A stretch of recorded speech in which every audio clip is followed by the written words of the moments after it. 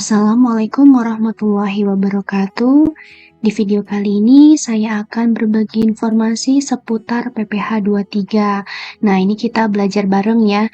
Nah, langsung saja ke materinya. Yang pertama itu tentang pengertiannya. Nah, PPh 23 ini merupakan pajak yang dikenakan pada penghasilan modal, penyerahan jasa, hadiah atau penghargaan selain yang dipotong PPh 21. Nah, ini untuk yang membedakannya sebenarnya dengan PPh 21, yang utama jika PPh 21 adalah orang pribadi, nah PPh 23 ini adalah dalam bentuk badan usaha ataupun CV ya.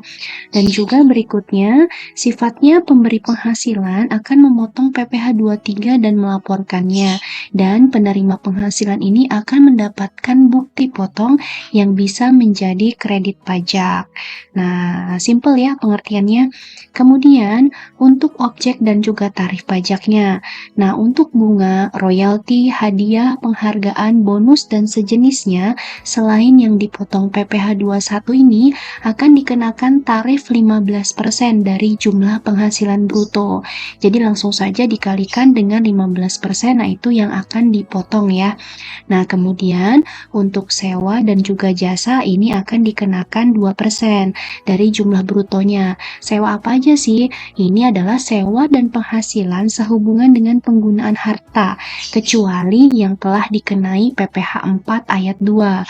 Nah, 4 ayat 2 ini apa aja? Nah, itu nanti akan kita bahas ya. Salah satunya yaitu misalnya sewa tanah ataupun bangunan. Nah, berarti itu dikenakan 4 ayat 2 ya, bukan PPh 23. Nah, kemudian imbalan sehubungan dengan jasa teknik, manajemen, konstruksi, konsultan, dan jasa-jasa lain selain yang dipotong PPh 21. Nah, objek PPh 23 ini telah ditambahkan pemerintah ya terkait jasa lainnya.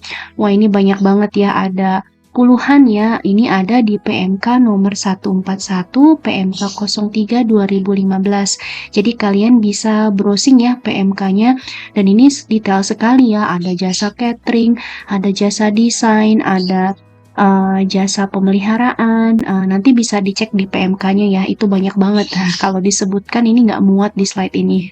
Nah, selanjutnya kemudian saat pemotongan terutang dan pelaporannya. Nah, pemotongannya kapan sih? Nah, PPh ini dilakukan di akhir bulan dibayarkan penghasilan. Misalnya transaksinya tanggal 2 Oktober, maka kita bikin e-bupotnya itu pada akhir bulan 31 Oktober ya untuk tanggal pemotongannya.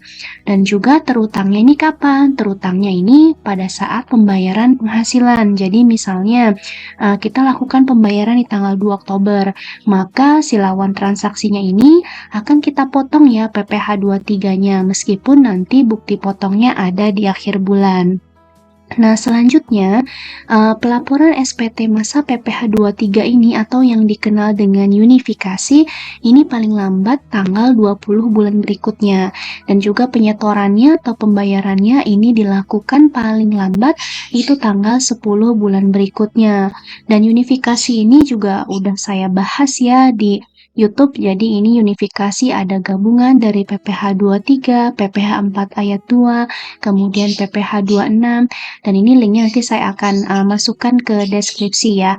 Dan pembuatan bukti potong ini menggunakan aplikasi e-bupot. Nah, ini nanti akan saya share ya tutorialnya di deskripsi untuk e-bupotnya. Nah, selanjutnya di sanksi administrasi. Nah, jika penerima penghasilan ini tidak punya NPWP, maka akan dikenakan tarif pemotongan lebih besar 100%. Ya, misalnya jasanya 2% ya, jadi dia akan dipotong menjadi 4% jika tidak ber-NPWP. Nah, untuk input e-bupot ini harus punya identitas ya, karena kalau tidak ada identitas, dia tidak bisa memotong ataupun tidak keluar namanya gitu ya. Maka ini jika tidak ada NPWP bisa menggunakan NIK ya, tapi dendanya tetap. Jika menggunakan NIK tetap dikenakan denda 100% ya kenaikannya. Jadi jika kena jasa 2% maka akan dipotong menjadi 4%. Nah, rugi banget ya kalau nggak punya NPWP. Nah, itu saja yang bisa disampaikan di PPh 23 ini. Jika ada yang mau bertanya, silahkan komentar.